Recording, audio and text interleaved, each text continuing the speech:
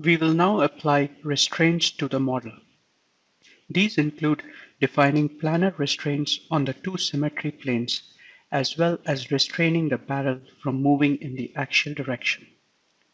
Before we proceed, hide the mesh to improve the visibility.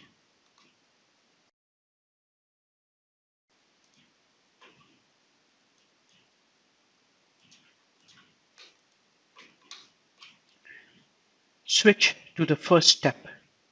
This will ensure that restraints are applied in the step and are propagated to the subsequent steps.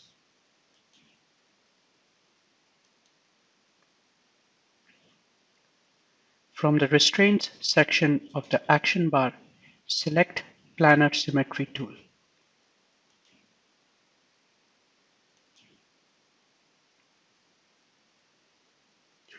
The planar symmetry restraint can be applied to a planar face, a shell edge, or a point on a beam.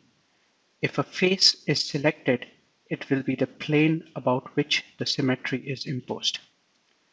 Apply the planar symmetry restraint to the first set of parallel faces of the barrel, plunger, and stopper.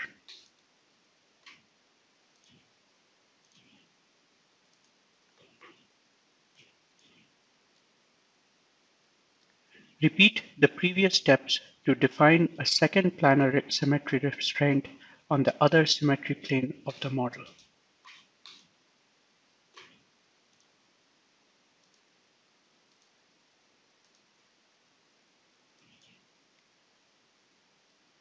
Next, select the Fixed Displacement Restraint Tool. A Fixed Displacement Restraint Tool is a generalized boundary condition that allows you to restrict specific degrees of freedom for portions of your model. For this particular case, we will restrain the top face of the barrel from moving along the axis.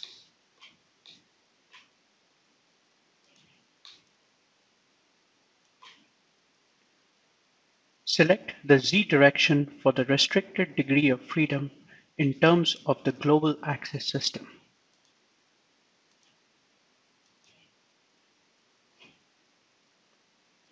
Click OK to complete the definition.